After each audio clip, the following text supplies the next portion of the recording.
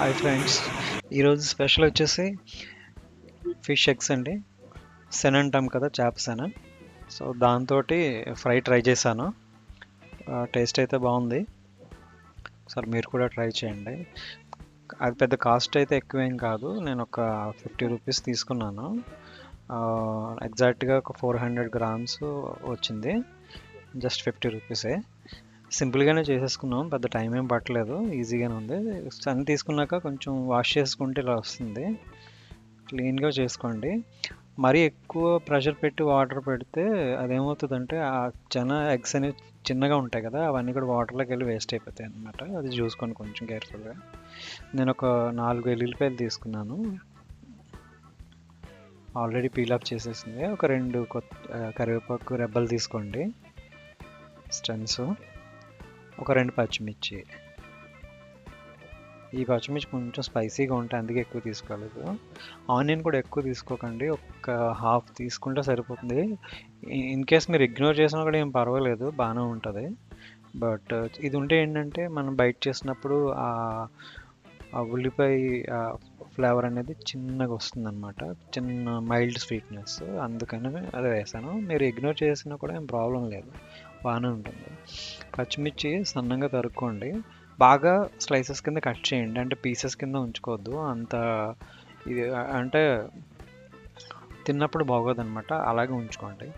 కరివేపాకు కూడా జస్ట్ ఏం కట్ చేయొద్దు, జస్ట్ మనం ఆ కొమ్మల నుంచి మనం తెంపింది ఉంచితే సరిపోతుంది. అలాగే ఈ వెల్లుల్లిపాయలు కూడా బాగా స్లైసెస్ కింద కట్ చేసి ఇలాగా చిన్నగా చేసుకోండి. చూస్తున్నారు కదా, ఎందుకంటే బాగుంటుంది తింటున్నప్పుడు ఆయిల్లో అది. సో పొయ్యి వెలిగించేసిన తర్వాత కొద్దిగా ఆయిల్ వేసుకోండి. ఈ ఆయిల్ అనేది మీ ఇష్టం బట్టి చూసుకోవచ్చు, ఎందుకంటే అందరికీ కొందరు ఎక్కువ వేసుకుంటారు, కొంత తక్కువ వేసుకుంటారు. దీంట్లో కొంచెం ఆయిల్ ఉన్నా పర్వాలేదు, ఏం కాదు. అలాగే ఇందాక మనం కట్ చేసుకున్నాం కదా ఆ పచ్చిమిర్చి, అలాగే తర్వాత వెల్లుల్లిపాయలు, సో కరివేపాకు, ఇవన్నీ కూడా వేసేసుకోండి అందులో.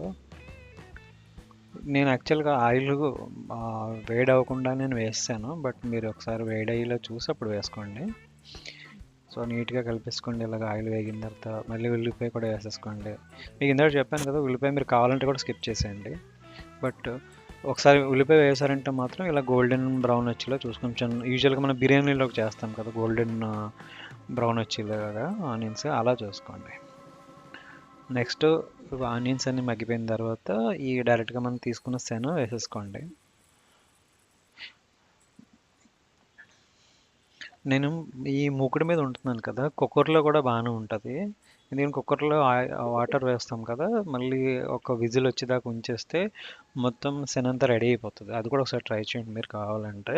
బట్ నేను ఈసారికి ఇలా చేస్తున్నా. కొంచెం టేస్ట్కి తగినంత ఉప్పు వేసుకోండి, ఉప్పు కానీ సాల్ట్ కానీ. కొద్దిగా ఒక అర స్పూన్ పసుపు వేసుకోండి. కొంచెం ఎక్కువ వేసినా పర్వాలేదు పసుపు, ఎందుకంటే ఈ ఎగ్స్లో కొంచెం నీచు వాసన వస్తుంది కదా, అది పోతుంది. కారం కూడా అలాగే 1 స్పూన్ వేసాను. నేను మళ్ళీ తర్వాత సరిపోకపోతే కొంచెం వేసుకుంటాను టేస్ట్ చూసి. అలాగే కొద్దిగా అల్లం వెల్లుల్లి పేస్ట్ సరిపోతుంది, మరీ ఎక్కువేమొద్దు.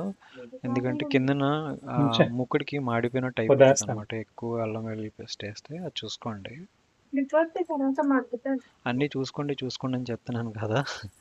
చూసుకోండి అని అంటే కన్సిస్టెన్సీ అన్నీ ప్రాపర్గా చెక్ చేసుకుంటారని. ఒక్కొక్కరిది ఒక్కొక్క టేస్ట్ ఉంటుంది కదా, టేస్ట్ని బట్టి మనం మేనేజ్ చేసుకోవాలన్నమాట. వాటర్ కూడా కొద్దిగా వేస్తాను, ఎందుకంటే వాటర్ వేయటం వల్ల ఆ చెన్న తొందరగా ఉడుకుతుంది అనమాట. వాటర్ చూసారు కదా ఇప్పుడు ఎలా వచ్చిందో. ఇప్పుడు జీలకర్ర ధనియాల పొడి ఒక టేబుల్ స్పూన్ వరకు వేసేసుకోండి, ఏం కాదు, బాగానే ఉంటుంది. నేను మీకు చూపించడానికి కొద్దిగా చూపిస్తున్నాను, నేను చిన్న స్పూన్తో వేసుకుని. బట్ మీరు ఒక టేబుల్ స్పూన్ వేసేసుకోండి, ఏం కాదు, బాగానే ఉంటుంది టేస్ట్ అయితే మాత్రం. వేసిన తర్వాత మళ్ళీ ఒకసారి సాల్ట్ అనేది మీరు చూసుకుని బాగా కలుపుకోండి. హై ఫ్లేమ్లో పెట్టి ఇలా రోస్ట్ చేస్తే అది బాగా ఎక్కువ డ్రై అవుతుంది కదా, రోస్ట్ బాగా అయ్యే కొలది టేస్ట్ ఉంటుంది. ఇంకంతేనండి, రెడీ అయిపోయింది. జస్ట్ టేస్ట్ చేసి ఇంక తినేయటమే. టేస్ట్ అయితే సూపర్ ఉంది, మరి ట్రై చేయండి.